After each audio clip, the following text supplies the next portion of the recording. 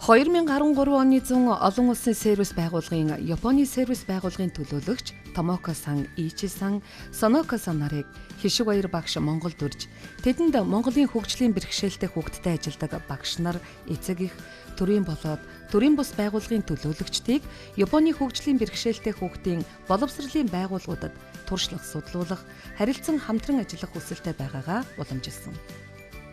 Ингэснээр тэд Японы сайн санаат хүмүүс, Японы сервисийн гишүүдийн тусламж дэмжлэгээр хандив цуглуулж, Монголын хөгжлийн бэрхшээлтэй хүүхдэд ажилладаг багш нар, хүүхдүүд, эцэг их, төрийн болон төрийн бус байгууллагын төлөөлөгчдийг Япон улсад айлчлах боломжийг бүрдүүлсэн юм.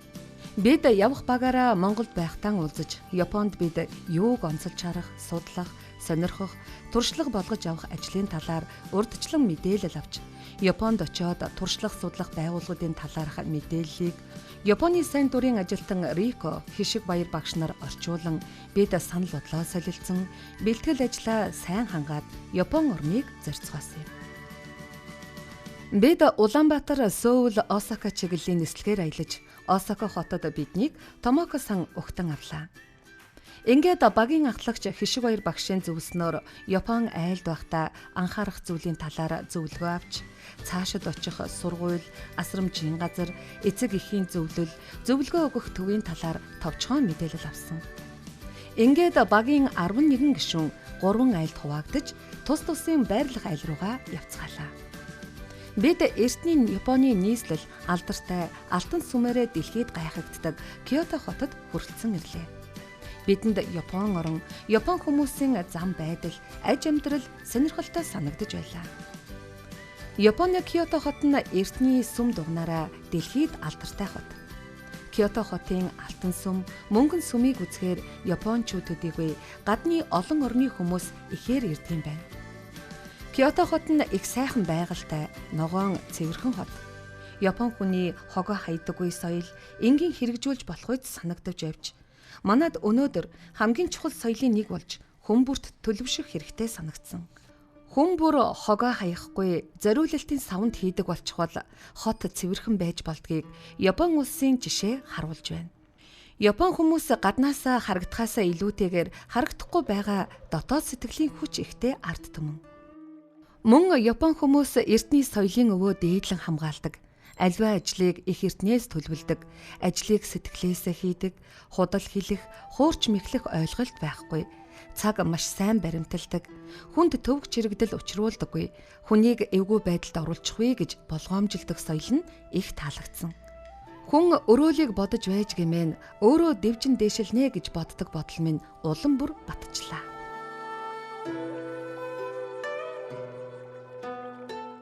Ингээд маргааш өдрийн өглөө нь Киото хотын алдартай алтан сүмийг үзэж сонирхсан юм.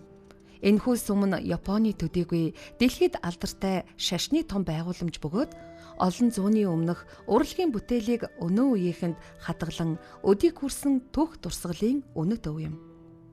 Энэ сүмийн доторх уур амьсгал нь асар их хүндэтгэлийг илэрхийлсэн. Алхах, гიშгэх, явах, суух нь бүгд дэг чаягтай. Сүмийн голд байх зүлгэн дээр 50 жилд нэг удаа хүмүүс бууж, бүжиг хийдэг гэж тайлбарлагч нь ярьж байсан юм.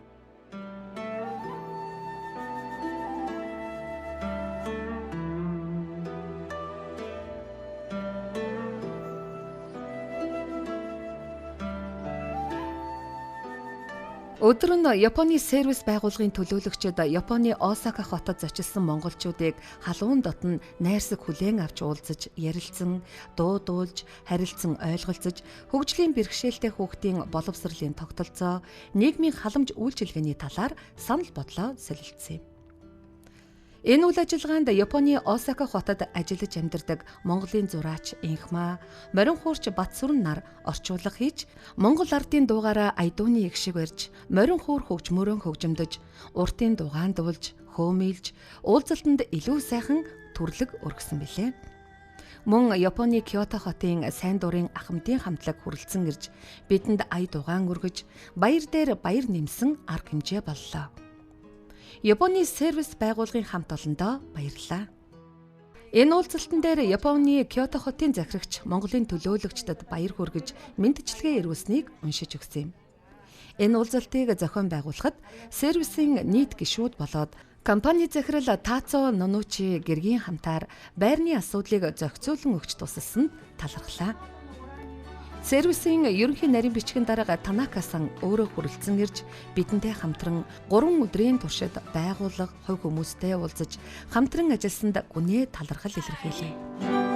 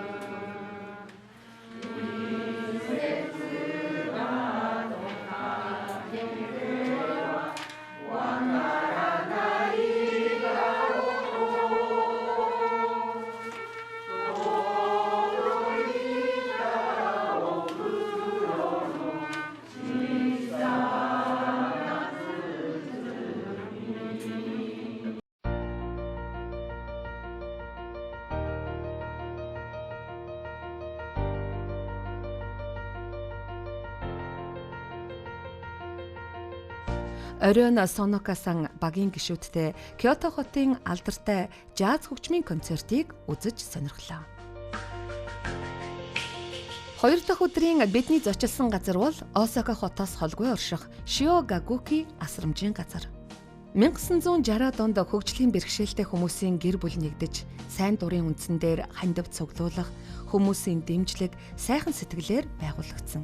Одоо улсын төсөв, ар гэрийн тусламж, сайхан сэтгэлтэй байгууллага, хувь хүмүүсийн хандив тусламжийг авч үйл ажиллагаагаа явуулдаг. 35 ажилтнтай, насанд хүрсэн 38 хүн амьдардаг. Хүмүүсийн хувьд насны хязгааргүй, насан өөд болтлоо амьдрах боломжтой. Хүний сайхан сэтгэл гаднаа харагдахаас илүүтэйгээр харагдахгүй байгаа хүний сэтгэлийн гайхамшиг.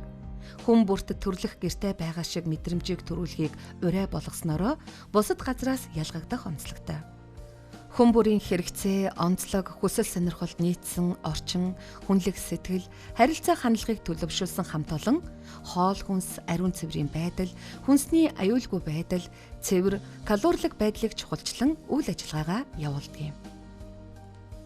Байгууллагын онцлог хэрэгжүүлэх шин санаа бодлоос дурдахад Япон улс техник технологийн өндөр хөгжлөөрөө дэлхийд гайхагддаг улсын нэгж гэлээ хүн ард нь ямар их энгийн болох энэ байгууллагын бүхий л зүйлийг дандаа хүний төлөө гэсэн чин сэтгэлээ шингээж өөрийн гараар бүтээх улс нь хүмүүс нь хөгжлийн бэрхшээлтэй хүмүүсийн төлөө хичнээн энэрэнгүй үзлийг нийгэмд түгээн дэлгэрүүлэх ярьж биш хийж тусалдгийн тод жишээг эндээс харж болох юм.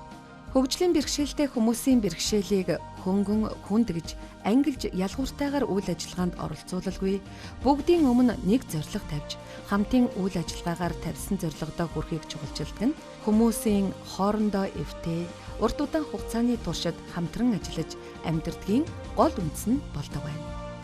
Бид тэдэнд холын Монгол орноос ирсэн гэдгээ хэлж, Монгол дуудуулж өгсөн нь ихэд таалагдсан юм. Биднийг Шио Гагуки асрамжийн газрын захирал зохион байгуулагчид хүлээн авч төвийнхөө үйл ажиллагааг сэтгэл харамгүй танилцуулсанд баярлалаа.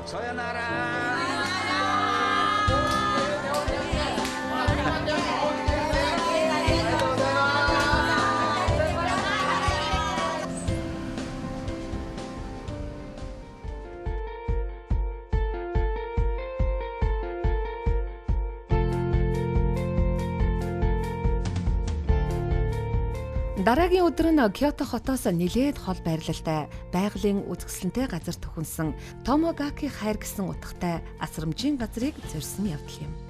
1980-ад оны төгсгөлөөр хөгжлийн бэрхшээлтэй 10 хүүхдийн ээжүүдийн санаачлагаар кимоно зарж, концерт тоглон, хандив цуглуулж анх байгуулагдсан түүхтэй. Одоо мөн л улсын төсөв, хүмүүсийн хандив, ар гэрийн тусламж дэмжлэгтэйгээр үйл ажиллагаагаа явуулдаг. 70 ажилтан 51 хүүхэд амьдардаг. Асрамжийн төвийн захирал Ясуда-сан бүтэн өдрийн туршид төвийнхөө үйл ажиллагааг танилцуулж бидэнтэй хамт байсанд баярлаж талархснаа илэрхийлье. Хөгжлийн бэрхшээлтэй хүүхдийн хөгжлийг дэмжих цогц үйл ажиллагаа, хүүхдийн сонирхлыг харгалзан явуулахын зэрэгцээ, хүүхдийн хүсэл сонирхлыг харгалзан амьдрах эрүүл, аюулгүй орчныг бүрдүүлэн, хоол хүнсний тэжээллэг, аюулгүй байдлыг дээд зэргээр ханган ажилладаг. Асрамжийн газар нь цагийн хуваарийн дагуу хүүхдийн эмчилгээ, засан сайжруулах, нүхэн сэргээх үйл ажиллагааг мэрэгжлийн хөдөлгөөн засалж, багш нар, ажилтнууд эрхлэн явуулдаг. Захирал удирдлагууд асрамжийн төвийн ажилтны журмаар асрамжийн газрын дотоод бүхий л үйл ажиллагаанд өөрийн биеэр оролцдог байна.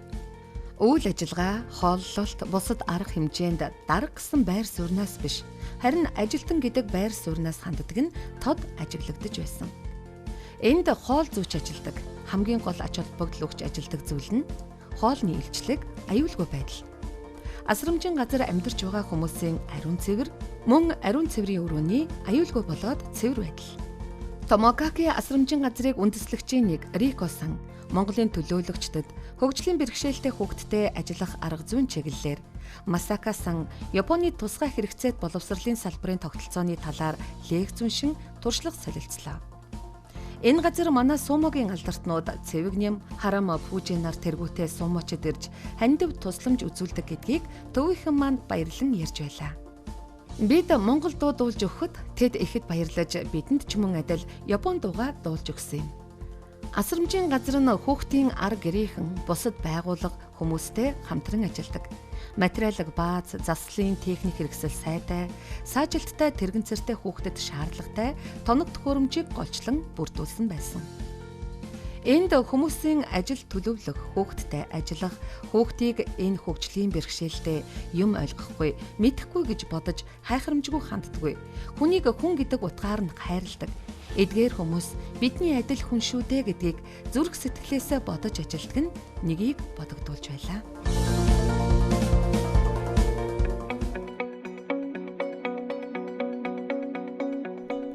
Бидний дараагийн уйдсан асрамжийн газар бол Осака хотод байрлах Конго колони хэмээх сургууль асрамжийн газар эмнэлгийн цогцлбор байлаа.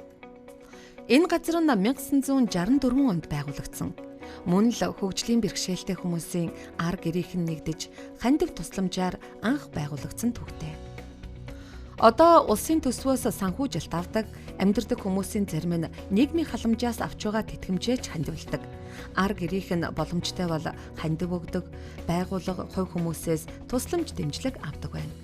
800 орчим ажиллагчдтай 450 хүн амьдардаг цогцлбор юм. Асрамжийн газарт бэрхшээлийн хувьд оюуны хөгжлийн бэрхшээл, аутизм, Дауны синдром, саажилт, зан төлөвийн өөрчлөлт, ганцаардал, психоз гэх мэт эргэтэн тогтолцооны болоод сэтгцийн өвчтэй хүмүүс байдаг. Хүүхдийн асрамжийн газар дотроо эрэгтэй, эмэгтэй байртай, насан туршидчдын асрамжийн газар, сургууль, эмнэлгийн үйлчилгээ үзүүлдэг. Мөн хөгжмийн засал, сэтгэл засал, хөдөлгөөний засал, амьдрах ухааны чиглэлээр сургалт явуулдаг мэрэгжлийн багш нарын багтай. Мэрэгжлийн өсчин урьж насанд хүрэхчдийн үсийн засуулдаг. Тэрэгцэртэй хүнд хүмүүсийг бие угаагч автомат машинаар усанд оруулдаг гээд шаардлагатай бүхий л орчныг бүрдүүлэн үйл ажиллагаагаа явуулдаг байна. Энэхүү Конго колони хэмээх асрамжийн газар манай Монгол залуу Батсүрэн маань ажилдаг бөгөөд бидэнд хөтөч хийн тайлбарлан байгууллага танилцуулж сэтгэл харамгүй тусалсанд баярлалаа.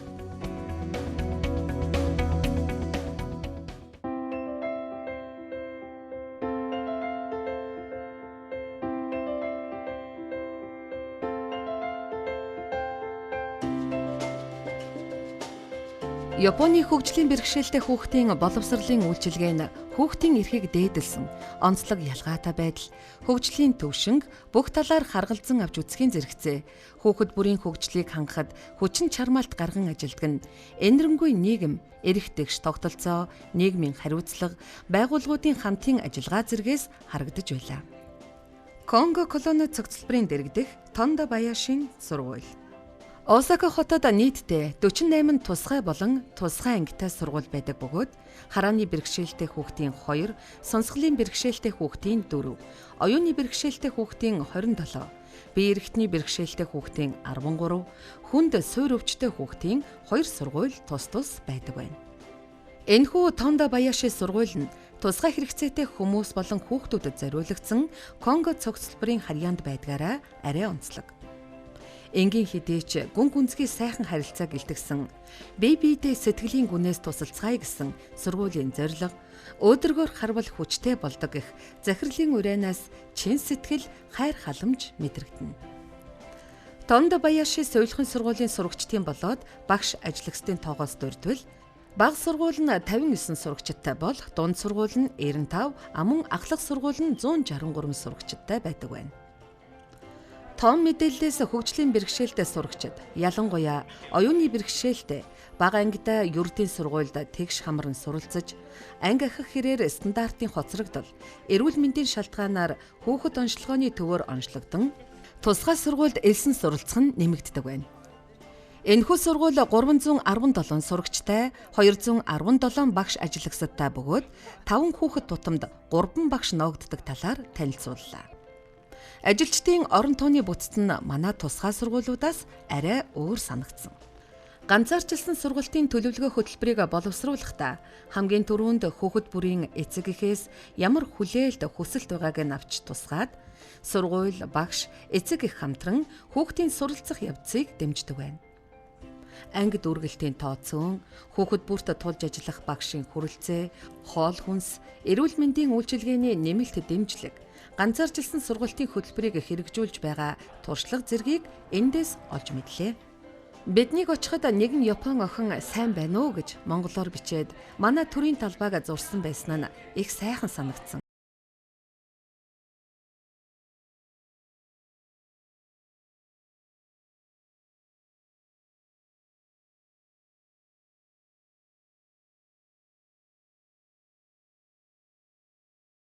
Харааны бэрхшээлтэй хүүхдийн сургууль.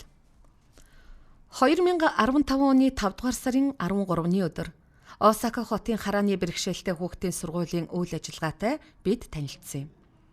Энэхүү сургууль нь 114 жилийн түүхтэй бөгөөд харааны бэрхшээлтэй хүмүүс анх санаачлан 1878 онд Киото хотод байгуулсан анхны тусгай сургууль байснараа онцлог байлаа. Энэ ташрамд Япон улсад 67 хараагүйчүүдийн сургуульд 3000 гаруй суралцагч суралцж байгаа тухай танилцуулагдсан юм. Бидний танилцсан сургууль нь цэцэрлэг, бага сургууль, дунд сургууль, ахлах сургууль, мэрэгжлийн сургууль гэсэн бүтэцтэй бөгөөд 3-аас 60 насны суралцагчид суралцдаг. Одоогоор цэцэрлэг сургуулийн насны 106 суралцагч, мэрэгжлийн сургалтанд хамрагдаж байгаа насанд хүрэгчид нэмэгдээд нийтдээ 170 гаруй суралцагчдтайгаар үйл ажиллагаагаа явуулж байна. Цэцэрлэгт 3 настайгаас нь эхлээд авч сургадаг бөгөөд бага, дунд, ахлах сургуулаа дүргээд мэрэгжлийн сургуульд 3 жилийн хугацаатайгаар дараах чиглэлээр суралцдаг байна. Үүнд массаж, зүү эмчилгээ, хөдөлгөөн засалж, компьютер, хөгжмийн боловсрол эзэмшинэ. Мэргэжлийн сургуулийг маш хүнд өндөр шалгууртай шалгалтыг өгч, мэргэжлийн үнэмлэхтэй төгсдөг бөгөөд сайн суралцсан төгссөн хөдөлгөөн засалж, массажист, зүй эмчилгээний мэргэжилтнүүд нь тамирчдад сэргээн засах эмчилгээ үйлчилгээг мэргэжлийн өндөр түвшинд үзүүлдэг, нийгэмд нэр хүндтэй, цалин өндөртэй ажилтан болдог байна.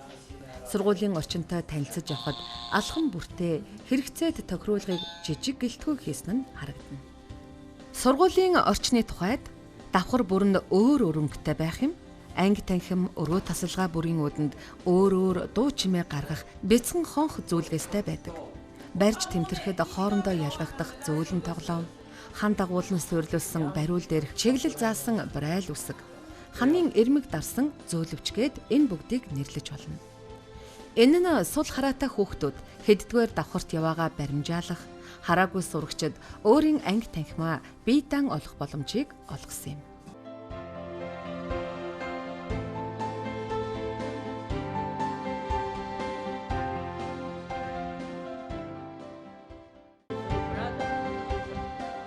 Сонсголын бэрхшээлтэй хүүхдийн сургууль. Японы анхны сонсголын бэрхшээлтэй хүүхдийн тусгай сургууль 1878 онд байгуулагдсан. Хоёр дахь сургууль нь 1880 онд Токио хотод байгуулагдсан түүхтэй.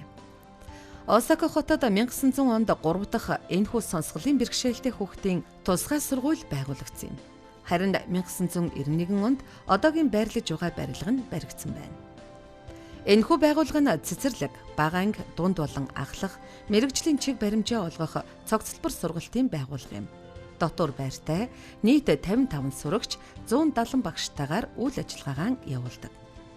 Нэг ангид 6 сурагч, 3 багшийн хамтаар сургалт хүмүүжлийн үйл ажиллагаагаа зохион явуулдаг. Мэргэжлийн сургалтаас дурдвал модон эдлэл, оёдол, нарийн бов, компьютер дизайн, үүнд хавсарсан бэрхшээлтэй хүүхдүүд голлон хамрагддаг. 1930-аад он хүртэл дохиог хэрэглэж аман ярианы аргыг голлож байсан. Одоо харин дохио уруулаас унших, хурууны үсэг, аман болон бичгийн хэлийг хичээл заахад ашиглаж байна. Тус сургууль нь сонсгол оншилгооны орчин үеийн тоног төхөөрөмж бүхий лабораторитай, мэргэжлийн баг хамтуулан ажилдгаараа давуу талтай. Нарийн мэргэжлийн эмчнэр ажилдгаараа давуу талтай тус сургууль нь тэгш хамруулах сургалтын төв сургуулиар ажилдаг. 日本では特に京都では、子どもに応じた、教育を進めています。一人一人を大切にするということで、障害のある子もない子も全ての子どもたちが、自分に合った教育を受けられるように、学校では、取り組みを進めています。 Япон улсын сургууль бүр хөгжлийн бэрхшээлтэй хүүхдэд зориулсан хөтөлбөртэй байдаг. Бид 2015 оны 6 дугаар сарын 14-ний өдөр хөгжлийн бэрхшээлтэй хүүхдийг боловсролд тэгш хамруулан сургаж буй ердийн сургуулийн үйл ажиллагаатай танилцахаар очлоо. Энэ сургуульд хөгжлийн бэрхшээлтэй 14 хүүхэд суралцдаг бөгөөд хичээл хүмүүжлийн ажлуудад жирийн хүүхдүүдийн хамтаар сурч, хөгжиж, нийгэмшиж байна. Тэдгээр хүүхдүүдийн тусгай хэрэгцээтэй орчинг орхигдуулаагүй дээр тэдэнд зориулсан 6 анги танхим байх бөгөөд бараг л тэр давхрыг бүхэлд нь зориулсан байлаа. Тэгш хамрагдаж байгаа сурагчид нь портецтэй, аутизм, оюуны хөгжлийн хөнгөн бэрхшээлтэй гээд олон хүүхдүүд байсан. Хөгжим, биеийн тамир, зураг дүрслэл зэрэг хичээлүүдэд анги нийтээр засан сайжруулах хичээлд ганцаарчилсан хөтөлбөрөөр бэрхшээлийн төрлөөр нэгдэж группээр гээд нэлээд олон төрөл хэлбэрээр сургалтыг зохион байгуулдаг тухай сургалтын менежер нь танилцуулсан юм. Энд хөгжлийн бэрхшээлтэй сурагчдыг энгийн сургуульд зүгээр л оруулаад орхиогүй. Тэдний асуудлыг хариуцсан мэргэшсэн багш ажилдаг бөгөөд хичээлдээ ирж чадаагүй өвдсөн үед нь гэрээр нь очиж хичээлээ заадаг байна.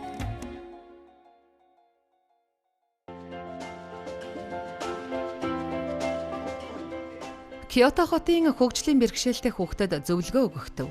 Эцэг эхчүүд, багш нар сургуулийн хүсэлтээр хөгжлийн бэрхшээлтэй хүүхдэд үнэлгээ оншилгоо хийдэг. Тэдэнд зориулан ганцаарчилсан сургалтыг зохион байгуулдаг, мэргэжлийн өндөр түвшний мэргэжилтнүүд ажилдаг тусгай байгууллага юм. Эдгээр эрдэмтэд манай багийн гишүүдэд хөгжлийн бэрхшээлтэй хүүхдийн боловсролын засал хийх, наривчилсан төлөвлөгөө, үйл ажиллагааны төлөвлөлтийг зааж өглөө. Зөвлөгөө өгөх төвийн мэрэгжилтнүүд болон Осака хотын боловсролын газрын мэрэгжилтнүүд Кёнзо Хаяши багш, бусад эрдэмтэн багш нартай баярлалаа.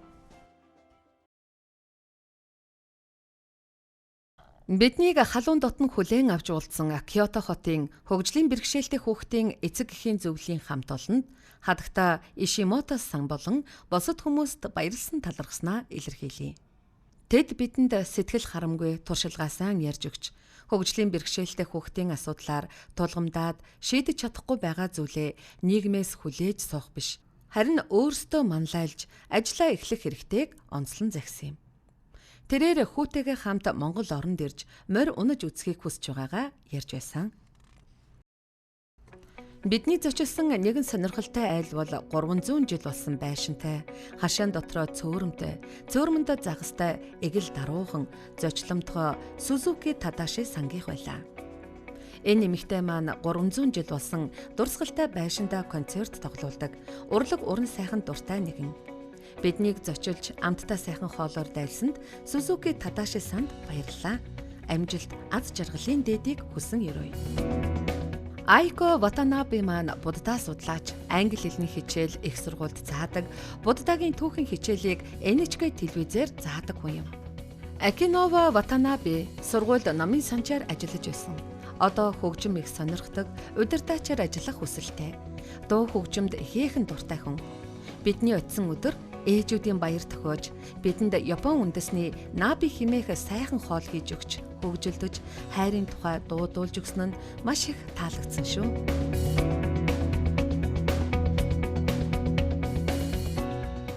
Дараагийн зочилсон айл маань Томоко сан, Ичи сангийн гэр бүл. Кёотогийн Сүмийн районд байрладаг авсаархан 2 давхар байшинтай. Байшингийн түүх нь 100 жилээр хэмжигдсэн их сайхан хөгжилтэй гэр бүл. Ичи сан, Томоко сан хоёр маань өмнө нь Монголд ирж байсан болохоор Монгол дуу хуурын аялгауг мэддэг, монголоор мэндэлдэг, монгол хоолыг амттай гэж нэгэн дуугаар хэлдэг. Энгийн гэхэд дэндүү игэлхэн сайхан Япон айл байлаа. Та хоёртаа баярлалаа. 3 дахь айл маань Сумида сан, Сизуко сангийн гэр. Талах бэкер хийж борлуулдаг гэр бүл маань Чинзогийн төлөө бүхэл хайр халамж анхаарлаа харамгүй хандуулж бидэнд өглөө явхад өөрийн минь гэр бүлийнхэн шиг сэтгэл гаргаж хоол хүнс бэлтгэж өгдөг халуун дулаахан сайхан өгөөмөр гэр бүл байлаа. Гэр эзэгтэй зочоор бай.